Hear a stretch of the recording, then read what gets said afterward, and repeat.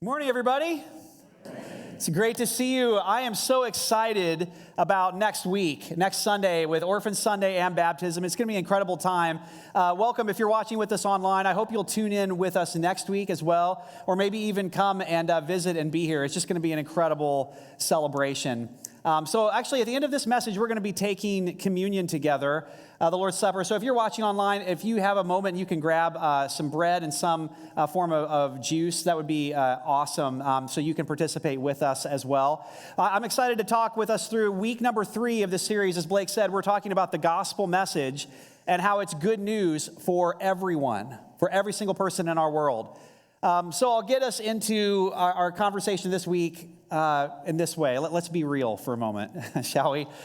So I want to take you back to a cold February day. I think it was 5 years ago. I was pulling out of the parking lot here at Frontline, getting onto Jupiter Avenue. Those of you who are local know exactly where Jupiter Avenue is, a 4-lane road right out here. And this was the vehicle that I was driving at the time when I was doing this. A white PT Cruiser. It was my dad's car. I'd given my son Alan my car, so my father gave me his old car. This car had the amazing ability to go from 0 to 60 in about 5 minutes. And so I'm pulling out of the parking lot onto Jupiter Avenue, and as I do, I look left and I realize there is a Nissan Altima coming really fast. And as I'm pulling out, it's kind of an icy, cold day, so I'm trying to hit the accelerator, and this car is just a dog. Like, it just doesn't go fast. I'm trying to get traction. And so this Nissan Altima, what he does is he comes up behind me, the driver, and you know how they go. They get like an inch away from your bumper, like right this, right? And then what he does is he flips over to the left-hand lane, flies by me, and then just as he just clears my front bumper as he passes me, he turns the wheel in and, kind of cuts me off, I guess to teach me a lesson for cutting him off and, going slow or whatever. The problem with that was, again, it was kind of an icy cold day. When he did that, it startled me when he cut over like that. So I turned the wheel and I hit the brakes. When I did that, I completely lost control of the back end of that PT Cruiser. I slid this way on the road, and then I went straight over into the ditch on the right side of the road. And I was terrified. Literally, I'm trying to get control over this car. There was that moment when I went into the ditch and the car went sideways like this. I thought, man, I'm going to roll this thing. I'm going to end up, like upside down in this car. It was scary and terrifying. So I'm fighting. I finally get the car stopped, and I look up just kind of to see this Nissan Altima. This guy just keeps going. All I see is his back lights, as he just continues down the road. So the first thing I felt in that moment was fear, right? Like terrified. I think I'm going to crash the car. The second thing I felt was anger. I mean, white hot anger. I'm not proud of what I'm about to tell you, but for the next few minutes, I lost my mind completely. I got that car as quick as I could back onto the road on Jupiter Avenue, and I floored that PT Cruiser. I got it up to 80 miles an hour on Jupiter on a 45 mile an hour zone. Suddenly, I didn't care about the ice on the road. I caught up to that guy in the Nissan as we crossed the Jupiter Bridge over Grand River. I pulled up on the left side of him, right next to him, and then I ran my car as close to him as I could, forcing him off into the shoulder to where there was nothing but the guardrail and the drop into the Grand River next to him. And I held him right there. When we're driving down, his car's bouncing along because that's right where the snowplow throws all the ice and the snow. And I kept my bumper just like this, just in front of him. So if he tried to speed up, I could just kind of keep cutting over and keeping him there. And if he slowed down, I slowed down with him, and I just rode him all the way on that shoulder, all the way down the bridge. We got up to the light at West River Drive. The light turned red, as fate would have it. I pulled up in the left-hand lane. He pulls up in the right-hand lane. I roll down my window, he rolls down his window, and we just begin to just scream at each other back and forth through the cold air. We're just screaming. The light turns green. He takes off from the line because he had a much faster car than me. And as I kind of took off from the stoplight, you know how it goes, like your adrenaline comes down and you sort of like come back to your senses. And as I'm driving away, literally the Holy Spirit whispered to me in a gentle way, not in like a mean, condemning way, not an audible voice, but literally the question I just felt the Holy Spirit whispered to me in that moment was, Brian, if that guy were to walk into Frontline Church this Sunday, How would you explain what just happened? I literally had this picture in my mind of standing right here preaching and looking up and seeing that guy walk in the door. That could happen. This wasn't that far from this building. And so the first thing I felt was, fear. And then the second thing I felt was anger. And then after that, just embarrassment, right? Just how could I act this way? And even right now, retelling this story, both services, I just feel embarrassed when I retell this story. Have you ever done anything like that? Anybody? No one else honest in this room. Okay, awesome. That's great. Good for you. I mean, hopefully nobody's done anything that stupid like I did, but have you ever lost control of your anger in a moment where your anger just sort of boiled over toward another person, another human being made in the image of God, but in that moment you have no ability to see them as a human being just like you, made in the image of God. You just see them as your enemy. This person is my enemy. This person is a threat. This person is somebody I have to go after. We've all done this. We all have these moments, don't we? For some of us, this wasn't just a moment. These aren't just moments in your life. For some of you, it's been decades. And it's been decades you've spent focused on an enemy, angry. What any good therapist will tell you is that anger is a secondary emotion. Okay, what that means, anger is a secondary emotion. It means that anger is an emotion that we feel because we first felt another feeling first. In my case, that day on the bridge, it was fear, right? But sometimes it's shame. If someone gets too close to something in our lives and makes us feel ashamed of something, anger oftentimes can explode. Other times it's hurt. But those are usually the big three: fear, shame, and hurt. And what happens when we get angry, that secondary emotion, that reaction kicks in, and we begin to react with anger, what's really happening in that moment is we think that we're trying to get control over the situation, or get control over the person that did this to us, or get control of the feeling, the emotions that we were experiencing. But in actuality, just like for me that day, what happens in that moment is you actually look completely out of control, don't you? When you lose control of your anger toward another person. And that's what oftentimes happens to us when we become focused on an enemy, is that we lose time. It has the ability, our anger can steal years sometimes away from us. It erodes relationships. I know people would just say, I just grew up in a home where my dad was just an angry person. He was just always angry. That's all I ever knew him as. Or at the very least, it steals away our purpose, time and energy that we could be focusing on our real purpose that God's given us, instead gets redirected toward some enemy that we feel like we've got to go after. And so the question we're asking this morning as we look at the gospel message is, how does the gospel call us to respond to our enemies? How does the gospel call us to react, to respond to our enemies? I love what Andy Stanley said in his recent book, Not in It to Win It. He said, actions speak louder than words, but reactions speak louder than both. Isn't that true? We're judged by our reactions. When we're triggered, when something happens, how do we respond to our enemies? How does Jesus call us to do that as his followers? And so what we're going to do is we're going to look this morning, this whole series, we're looking more at the teachings of Jesus and how Jesus defined his kingdom. And what we're really doing today is we're going to look at Jesus' words about how the gospel applies to our enemies from the Sermon on the Mount. The Sermon on the Mount is Jesus' longest sermon. It's kind of his manifesto of how to live as a follower of his. And for many of you, you've grown up around church or you've been around long enough, you've heard these words before. But this morning, I want you to hear them through the ears of a first century Jewish person living in Judea. So if I could paint the picture for a moment, if you imagine being a Hebrew in the first century in Judea, you are living in a militarized zone. Everywhere you look, you see Roman occupation.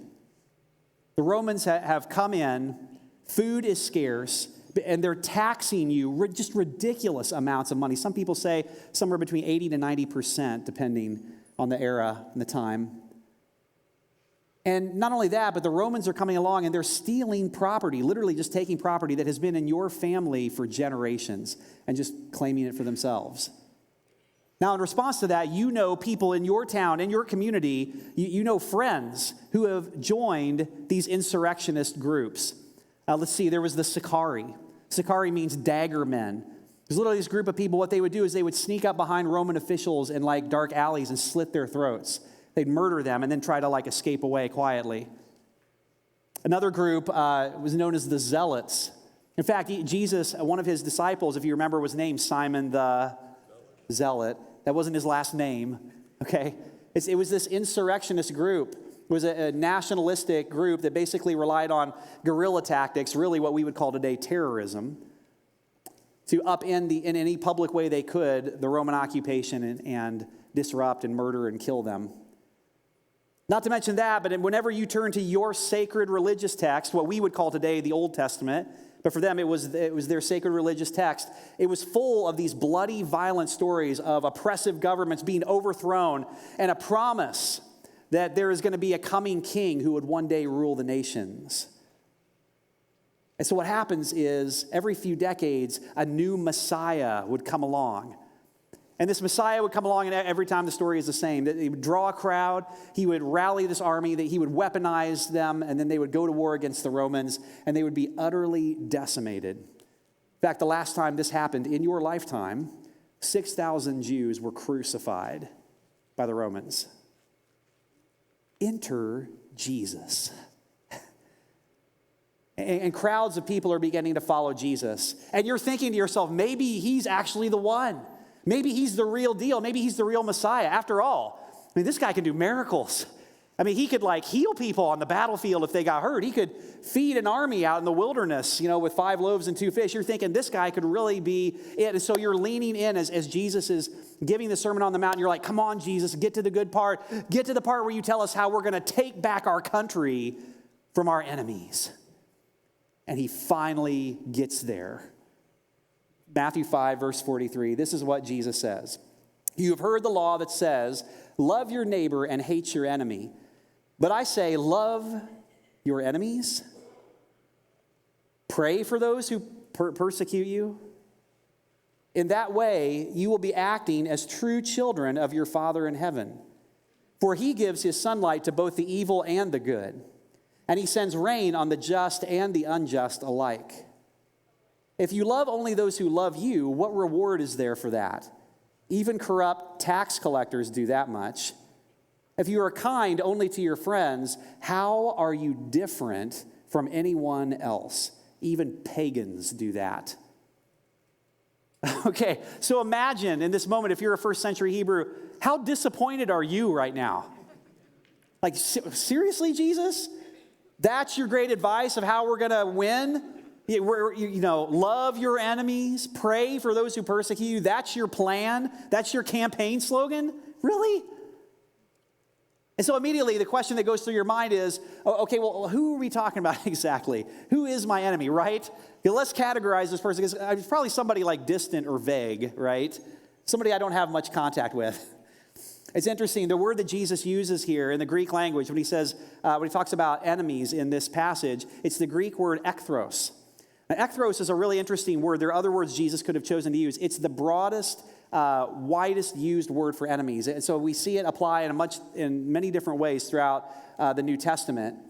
So it can apply to an individual enemy, someone personal, some individual that's harmed us or hurt us. So it could apply to that coworker who keeps blaming you for things. It could apply to that boss that, treats you unfairly. It could apply to the guy that cut you off in traffic. It could apply to your ex-boyfriend who won't shut up talking to people, right? It could be, so ecthros applies to those people, those individual enemies, but it's such a broad word. Other places where it's used, it applies to a group of people. The word enemies applies to cultural and political enemies, them, those people. I can't imagine that any of us have, a group of enemies 2 days before an election, right, that we think of as our enemies. That's who he's talking about. And so here's what I'd love to do, just in the time we have here together. I'd love for you just to take a moment and get that person or that group of people in your head. So as we talk, I want them to kind of go before your mind. For some of you, literally, there's a person right now. There is an individual who you would say, that person is my enemy. They've hurt you. they've brought shame into your life in some way, and you get angry even thinking about them. For others of you, it's not a person, it's not an individual, it's a group of people. I want you to get them in your head. It's these people. It's what they do. And as we talk and as we reflect on what Jesus' words might say to us today, just allow that into your mind. Here's what I want you to notice from this passage. This is where people go right away. I want you to notice Jesus doesn't just dismiss evil behavior. He doesn't just say, hey, if somebody mistreats you or harms you, or just don't say anything. Don't call that out. Don't name it. Just be a nice guy. That's not what Jesus says. Notice he names it and calls it. Even in this passage, he talks about how God causes the sunlight to fall on the good and the evil. He says that he causes his rain to fall on the just and the unjust. Then he talks about, corrupt tax collectors. So even in this passage, Jesus doesn't shy away from naming it and acknowledging evil and injustice and corruption. And in fact, if you read all the Gospels, all through it, Jesus doesn't shy away from calling sin, sin. And we should do that. That's what we should do. I think it's always the right thing to acknowledge that. Jesus went around acknowledging and calling sin, sin. He had no problem defining that. He had no problem defining evil and injustice. We should name that in our world when we see it. But the question remains, what do we do with the people, the human beings, the individuals that we would refer to as our enemies who embody those things? How are we called to respond? What I think is interesting is Jesus could have commanded us to just just ignore them, right? Just do no harm. Don't go 80 miles an hour and try to catch up to them on the bridge, right? That's what he could have said. Just don't do that. Don't retaliate. But in fact, what he does is he goes a dramatic step further than what would have been the conventional thinking of the time of, hey, just, love your neighbor and hate your enemy. He says, if you're a follower of mine, you take the first step to love that person back. You. Even against somebody who's evil, corrupt, and just, you take the first step. Pray for those who persecute you. Love your enemies. How could Jesus ask us to do something like that? How could he be that insensitive? The reason Jesus could say that is because Jesus didn't just talk about this, he did it.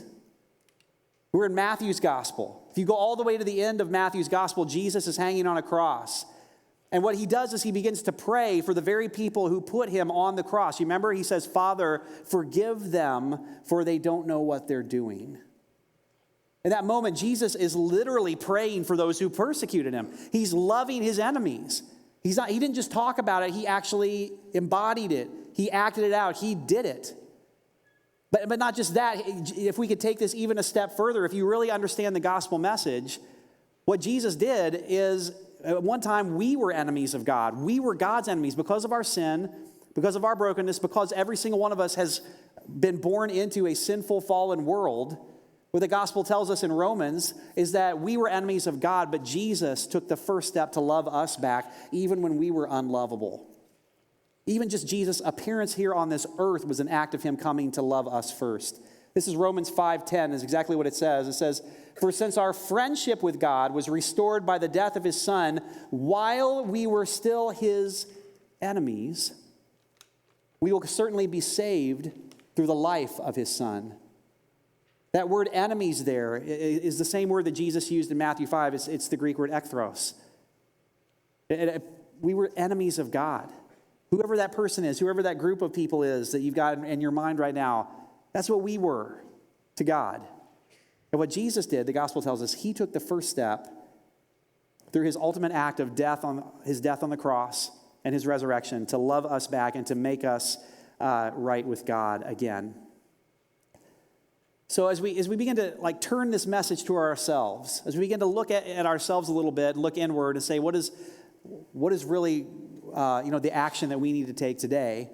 I just want to ask and wrestle with the question, why is this so hard for us to do? Right? Because here's the thing, many of you, nothing I've just said is new to you. For some of you it's been brand new, but some of you, you've grown up in the church, you've heard this your whole life, you've read that passage your whole life. It's no surprise to you that you were an enemy of God at one time and Jesus loved you and drew you to himself. It's no surprise to you that Jesus calls us to love our enemies. So why is this so hard to do? It's hard for me. to do. If you didn't pick up that from the opening story I told, I don't get this right all the time. This is so incredibly difficult to actually live out. Why? I would tell you, I believe the reason it's so hard to live this out is because our anger actually can become an identity that we embrace. And I would tell you right now, in the cultural moment we're living in right now, that's what's happening everywhere. We are more and more and more defining ourselves by our anger, by who we're against, by who our enemies are. And we're doing that everywhere, outside the church and inside the church. We claim an identity based on who we're offended by. It's this identity of being perpetually offended, perpetually triggered, always triggered, and remaining angry because there's, like we were talking about before, there's a sense of control. There's a sense of agency. There's this illusion, this lie that we believe that, man, if I'm just angry, it's going to give me these handles on this situation. I'm going to feel powerful. And so we hold on to unforgiveness. We withhold reconciliation from others, and it becomes our identity. For some of us, for our whole lives. And that's not what Jesus invited us into. So here's a helpful question. I would say this is maybe the most important thing of the whole message. If we could, let's just kind of explore maybe a helpful question to kind of get at, where are we at with this? Go ahead if you could. That next one. No, back up a little bit. There it is. Am I shaped by my enemy or am I defined by my enemy? That's what we're wrestling with. Am I shaped by my enemy or am I defined by my enemy? This is the critical question, the hinge point of whether or not we're allowing our anger to become our identity. Am I shaped by my enemy or am I defined by my enemy? Wrestle with this as you think about that person, as you think about that group of people. What's the difference? Here's what I would say. It's okay to be shaped by your enemy. In fact, I would say all of us are. Whether you want to be or not, we're all shaped by our enemy in good ways and in bad ways. And I would tell you, the wounds that we've experienced, the hard times that we've gone through, the difficulties we've had with other people, if we surrender those things to Christ, He will actually use those things in our life to shape us more and more into His image. It's sad to me how many people will get into a conflict at church and leave the church. It's like, no, there was your best discipleship opportunity right there, and you bailed out. It's better than any Bible study you'll ever do, is learning how to work through reconciliation. Are you shaped by your enemy? It's okay, because God can use your enemies, and He does, to shape us into His image. But the question is, if you're defined by your enemy, if your identity has become defined by your enemy and your anger toward them, what I would humbly submit to you today is that you have not understood the gospel message yet. You may have gone to church your whole life, but if you're defined by your enemy, you haven't understood fully really what the gospel is saying yet. And you need Jesus to come in and to heal you and to forgive you and to bring His grace into your life. So how do I know, right? How do I know if I'm defined by my enemy?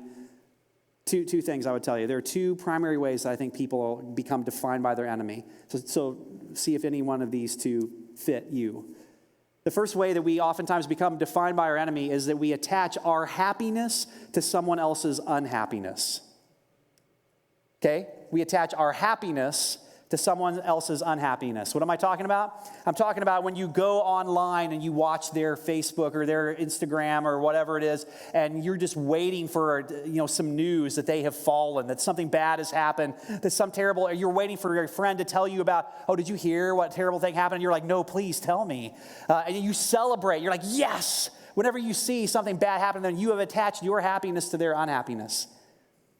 And the inverse is true too. Whenever something good happens to them and you see it, you're like, oh, it ruins your day. What that is, that's a forgiveness issue in your life. If that's happening in your life, you've attached your happiness to someone else's unhappiness, and you're allowing yourself to be defined by your enemy. That's what you're doing. And Jesus would invite you, He would call you, He would say, there's so much freedom, there's so much life on the other side if you'll just let me help you work through forgiveness for that person. That's the first way. The second way we're defined by our enemy, primarily, is we attach our choices and behavior to someone else's choices and behavior. You've seen this. You've experienced it. If the first was a forgiveness issue, this one is a blame issue. It's the person that says, well, I would love to change that about my life. I would love to act differently. I wish I could. But, because of what they did, I can't. It's too bad that they chose to do what they did, because now this is just the way it is. This is the way I am. I can't change. Okay, you're allowing yourself to be defined by your enemy. That's what you're doing. That's a blame issue, and Jesus wants you to let him have that. Now, why is this such a big deal? Why is this such a big deal that we would not be defined by our enemy? The reason is because what the gospel tells us is that Jesus wants to be the one who defines our identity. Jesus wants to be the one who defines who you are. His love for you, his forgiveness, his grace, who he is, his mercy, that's what he wants to be the thing that defines you. And when you allow Jesus to have complete authority over your life, and you allow yourself, you may be shaped by an enemy, but when Jesus is the only one who's allowed to define your identity, it changes you from the inside out. You're no longer, defined by your anger and who you're against and who your enemy. You're defined by the love of Christ and who he is and what he's done in your life. I would tell you, your identity cannot be defined by both your enemy and Jesus. That doesn't work. I've tried it. It doesn't work. What either happens is either you will allow Jesus to define your identity, and you will come to a place of being able to forgive and live freely in him, or you will come to a place where your enemy defines you more and more, and you will just become more and more angry, more and more defined by what you're against. Do you know any Christians like that? Yeah. This is happening everywhere right now. Jesus says, I want to be the one who defines you. Is it okay to call out evil, corruption? Yeah, of course, Jesus did it. But he calls us to be defined by his love, his grace, his forgiveness, by people who walk in that. And what happens is when we actually live that out and live into that, it changes things in our world dramatically. It's really the only thing that does. When I was 12 years old, I found myself for the first time in my life as the new kid in a middle school. Our family had moved to a new town, and so for the first time I found myself like, I have to figure out how to make friends. I have to figure out how to, being the new kid, and that, especially at that age, is such a time of great insecurity as I look back on my life. And so I remember every single morning I would ride the bus to school. And it just so happened that my house that we lived in was kind of one of the last houses on the bus route. So the bus was packed. So I have this memory. Every morning I would get on the school bus, and there would be hardly any seats left on the school bus. And so I'd walk down the aisle, and it was like, nobody's going to let the new kids sit with them, right? Everybody's just kind of like, nope, sorry, buddy. And I remember this like anxiety producing, like, where am I going to sit? Nobody will let me sit with them. But there was one kid that would always let me sit with him. His name was Chad. And every time I would get to Chad's seat, Chad would always be sitting there. He would pick up his backpack, he would scoot over, and he'd say, yeah, you can sit with me. And so I began to sit with Chad every morning on the bus and began to just kind of develop this friendship with this kid named Chad. What I noticed is when the school bus got to school, we would all get off the school bus. And as we walked off the school bus, what would happen is there would be this group of boys who would gather around Chad. And these were the cool kids. These were all the boys that I wanted to be friends with as the new kid. What would happen is this group of boys would just begin to mock Chad and make fun of him and laugh at him. He was kind of a awkward kid, kind of a nerdy kid. And so again, because this was the group of boys that I wanted to be friends with, I wanted to be known, what I did is I joined in and I began to make fun of him. We did this every single day. I can't even imagine what this kid's life must have been like during those years. I literally have memories of like in the lunchroom. I remember like he would get his tray of food. He would go and sit by himself at a table on purpose, like to be away. And this group of boys and myself, we would pick up our trays, go over to his table, sit down just so we could spend the entire lunch hour just mocking him, laughing at him. Well, what happened is this played itself out every single day. This whole thing, like in the morning, no one would let me sit with them, but every day Chad would let me sit with them. And then we'd get off the bus, and I'd flip, and I'd begin just making fun of him and joining in with this group of boys. And what happened is over a period of time, it started to create this disequilibrium inside of me. It started to create this tension inside of me. And I would tell you, if Chad was retaliating against me, if he wouldn't let me sit in that seat with him, If he was just angry back at me, this tension would have appeared in my heart, in my life. I wasn't a Christian at this point in my life. That disequilibrium, that tension never would have appeared if he would have just gotten angry back. But there's something about that act of letting me sit with him and allowing me to be there, an act of love every single day, even when I was turning and flipping. And it got stronger and stronger to the point where I didn't like the person I was becoming. And I remember the day when it finally came, where I got off the school bus, Chad and I, just like every day, and that same group of boys gathered around Chad just like they did every single day. And I found I just couldn't do it anymore. Chad remained that awkward kid, but he and I were friends all through high school. See, until you realize that Jesus did that for you, nothing's going to change. You're just going to continue to be defined by your anger and your hatred of your enemy. But when you realize that Jesus, what he did is he didn't just give up his seat, he gave up his life while we were still his enemies, while we were still sinning and living a life apart from God. That's what Jesus did. When you let that into the core of your being, when you let it melt your heart, when you let it transform you, it will change your identity, it'll change your behavior, and it's the only thing I would tell you in our world that has the power to change our world. So, what do we do with that? I was thinking about application. I was thinking about coming up with some big, here's how to apply this, or here's what to do. But in terms of just taking a next step, for some of you right now, this is hard. I just thought, let's land with what Jesus invited us to do as a next step. His own words, what Jesus said was just pray for those who persecute you. You know what I love about that? It's so simple. You don't have to like someone to pray for them, do you? You don't have to feel goodwill towards someone in order to pray for them. I would also say, if you're in a situation where you're being abused, where you're being hurt, where truly evil is happening, you don't have to stay in that situation in order to pray for them. In fact, you should put boundaries in place. You should step away. You should get out of any situation like that. And you can still pray for that person. You say, well, that's not going to change them. No, probably not, but maybe it will. But the sure thing is it'll change you. So let's do that right now. Would you bow with me? And Carol Ann's going to lead us into communion here in a moment. But before we do that, again, just put that person, that group of people in front of your face.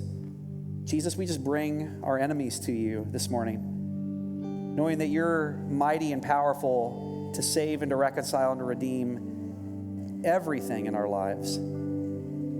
God, would you use our enemies to shape us more and more into your image? But Jesus, we just right now claim in the name of Jesus that we are defined by none other than your name, than your good for us, Jesus. We are defined by none other than you. We don't want to be defined by our anger. We don't want to be defined by who we're against. We want to be defined by who we are for. And that's you and the gospel. And so would you, to that end, God, would you show us how to love our enemies? Show us how to pray for those who persecute us. To show us how to be different, like you said in your word, to be different than how everyone else is, because we're marked by you. Our identity is defined by you. To that end, God, would you lead us? We ask in Jesus' name. And everybody said,